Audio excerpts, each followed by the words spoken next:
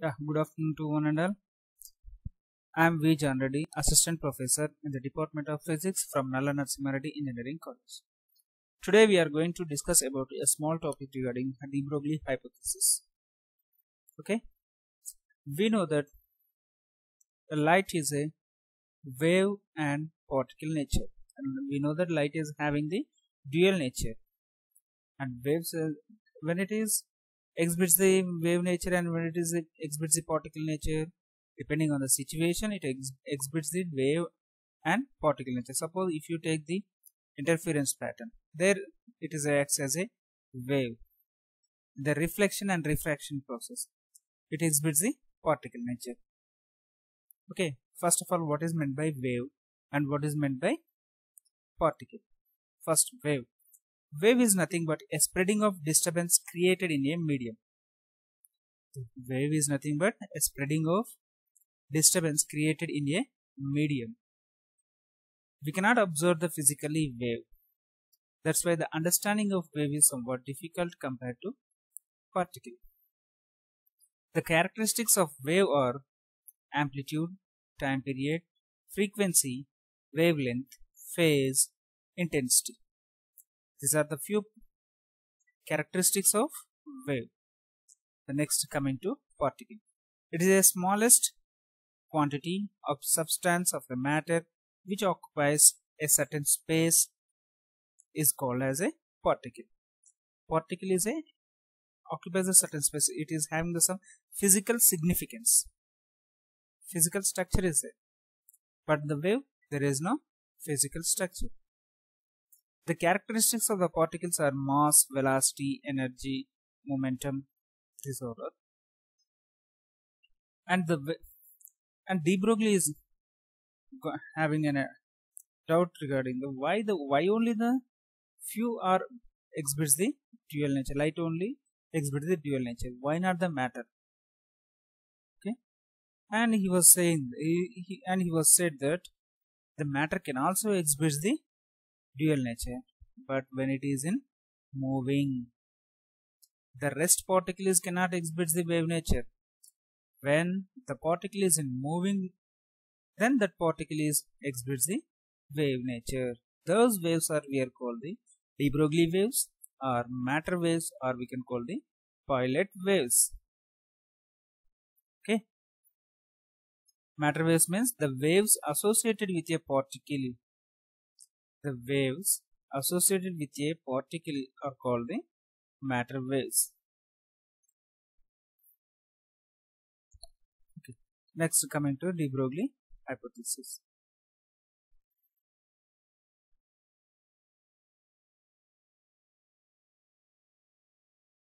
And de Broglie is given and wavelength for the matter waves also.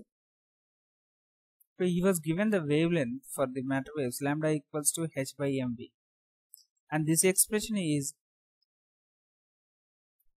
taken from the well-known energy equations, that is a Planck's theory of radiation, and another one is Einstein's mass energy relation. From those two relations he derived the wavelength.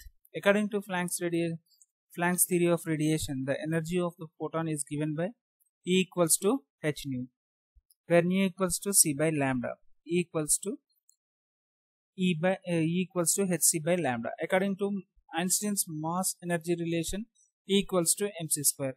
Compare these two equations, then we can get lambda equals to h by mv. Lambda equals to h by mv. mv is a momentum.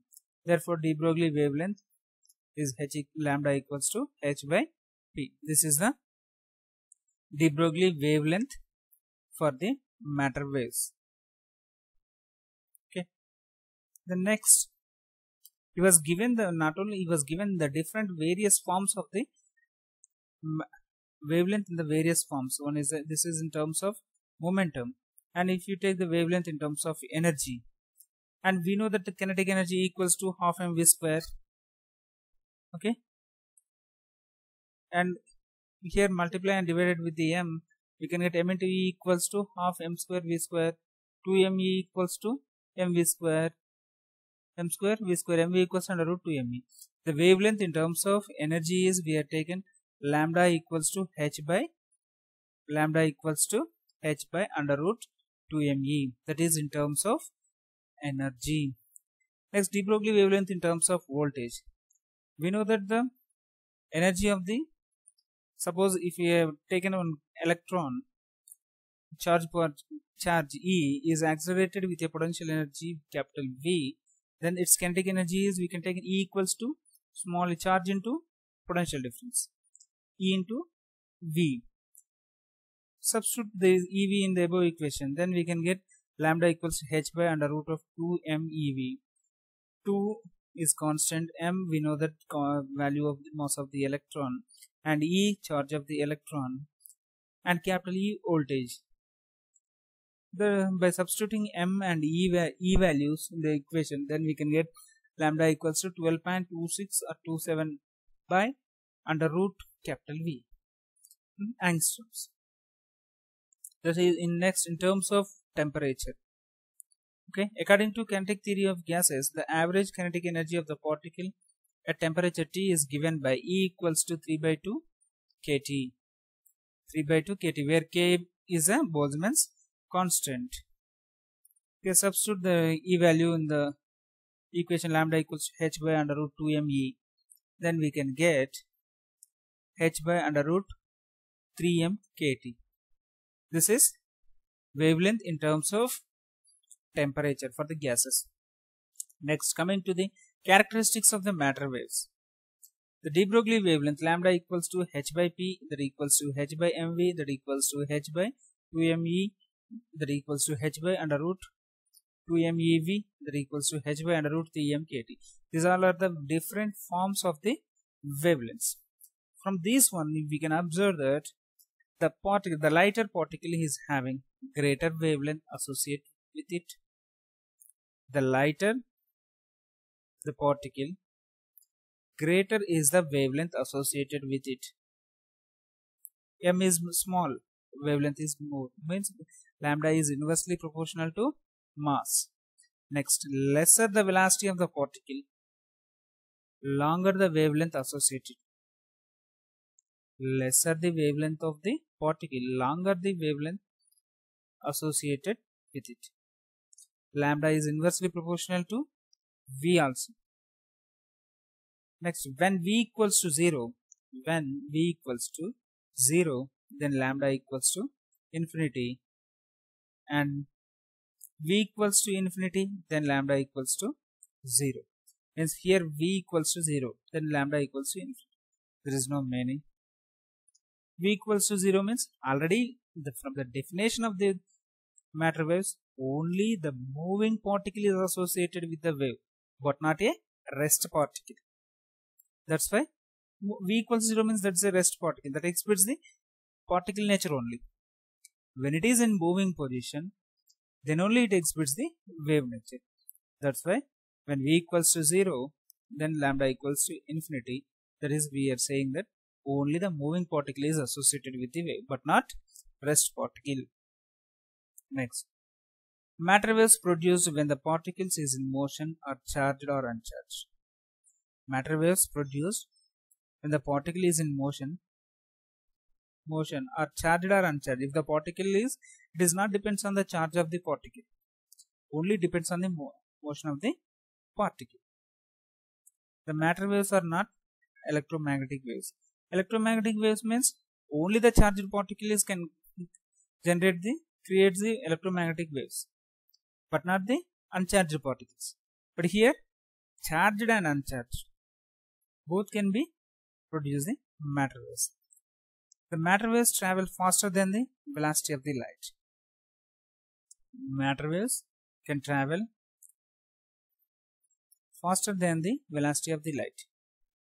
Suppose if you take the electromagnetic waves is travel with the velocity of the light. But here, these are travels faster than the velocity of the light. The wave nature of the matter gives the uncertainty in position of the particle. Okay, the wave nature of the matter gives the uncertainty in the position of the particle. Okay, these are the properties of the matter waves, and de Broglie is explained only the theoretical knowledge of the matter waves. He cannot done any he was not done any experiments on this existence of the matter waves. The experimental verification of the wave nature is done by the first Davison and Germers, later G.P. Thomson. These two experiments are given the practical support of the matter waves, the existence of the matter waves. Okay, in the next class we will discuss the Davison-Germers experiment. All of you clear about the matter waves means a moving particle is associated with a wave, and that is we are called the matter waves. And the de Broglie is given the matter wavelength for the matter waves, that is lambda equals to h by p. Thank you.